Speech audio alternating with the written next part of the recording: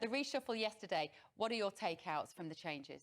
Well, if the changes were made, and I don't think they were, but if the changes were made to try and attract more voters, then we're whistling into the sky. It's not going to achieve that. People aren't interested in that. We've been in government for 12 years. When we have the general election, it'll probably be 13 or 14 years. And people are thinking, you know what? The government is boring. Let's have a change. Let's go for another boring government led by an even more boring leader, Keir Starmer. What the people want is delivery. Now, we've had some good economic news today, which is that Britain is unlikely this year to go into recession. Remember, Germany and most other EU countries are in recession, so that's not going to happen. But people want to feel good. They want to feel that this country has a vision. Now, Rishi Sunak and Jeremy Hunt gave great speeches, but people aren't listening anymore because they're not interested in speeches. What they're interested in is action that produces results. So my own view is, if this reshuffle, it's not just a reshuffle, it's actually changing government departments. Yeah, that's the most significant part. That's of the change, much more significant than the actual reshuffle. If that actually achieves the action that we want, which means that we become independent of other countries for our energy supplies and so on and so forth, and more importantly, that people have hope and have money in their pocket, if that happens, then that's a good thing. And, you know, I think that's what people want to see. So it's a small step in that direction. We've talked a lot on this channel and on the show about the difference between Liz Truss's economic plan, as it was, and Rishi Sunak's. There is, repeatedly, we hear on the show, we see our viewers emailing in to say that they want something which is more pro-growth. Deregulation, the Liz Truss image, the Liz Truss vision of a true conservative, competitive-led free market economy, and they don't feel that Rishi Sunak is Jeremy Hunt is providing that. Well, I see that and I get that.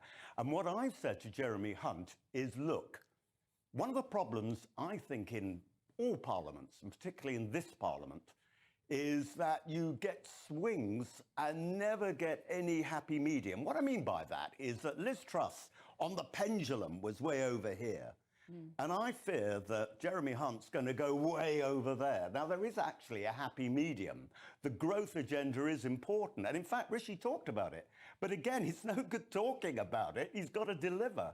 And if we're going to get growth, it does mean reducing taxes. Now, it might not mean going as far as Liz Truss went, but it means going in that direction. And a steady as you go policy, and I don't know what's in the budget, I'm not even sure that Jeremy knows yet, because it all depends on what OBR and other forecasts are. But if we just say we're going to be steady as you go, we're going to be steadily heading to a Labour government. And you know what? We might even deserve it if we're not adventurous. Do you think people in the Conservative Party feel that you've got one foot out of the door? There's a sense, I have to say, my own personal opinion is that Rishi Sunak often looks like his heart isn't quite in it. I know he's very good at trotting out what he's told to say, and he's an excellent, you know, kind of candidate for giving a speech and looking like he's remembered the lines. But there never appears to be much heart in it, Michael. That's what people feel, that maybe his plans for his future after politics is more important than how he feels for the British public right now. Well, I think Rishi Sunak is a technocrat. Totally. There's nothing wrong with being a technocrat, but you've got to have vision too. Well, you've got to have humanity. And you've got to have humanity. That's right.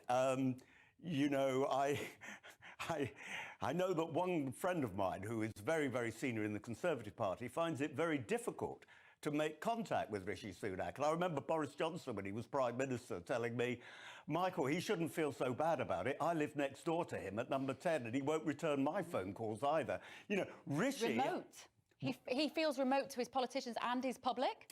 Well, to some politicians. And this is what Rishi has to recognise. It's no good just being a technocrat. We've got AI now. We've got all these chatbots coming along. We don't need another one. We need someone with vision. Now, as I say, he's produced visionary ideas in his speeches, but that's not enough. That vision has to be translated into action. Yeah. And I think that's what people want to see. Now, that's one of the reasons why people supported Boris, because you could say Boris is the complete opposite of a technocrat. But by God, Boris has vision, and that's what That's what people found so attractive. I can't have you here without asking you very briefly for two stories. One, we were discussing just earlier about the fact that MPs who lose their seats should get £100,000 payoff and a medal for their services. You're on that committee, Michael. I am. What's the backstory to that? What's the truth? The backstory is that MPs don't actually get what other people get working in the public sector and the private sector, which is proper redundancy payments. Now, if an MP leaves, he's not going to get or she is not going to get £100,000. Depends how long they've worked there and all the rest of it. But at the moment, they only get a few thousand quid. And let's be honest, some MPs lose their seats, not because they were bad MPs, but because the national swing sweeps them away with all the rest of it. So you take a risk becoming an MP, and you make an informed choice if you want to take that career, as I did when I sold my business. But it's not fair, I think, that MPs who can be swept away like that get far less than people who work in the civil service, or indeed for companies like John Lewis. They're all entitled to fairness. And the argument goes, actually, you know what? MPs are treated particularly badly at the moment. OK. And on the other issue... Not that I think, by the way, it's going to get much sympathy with your viewers. It's not going to get much sympathy. It really isn't. My inbox is telling me it isn't getting much sympathy.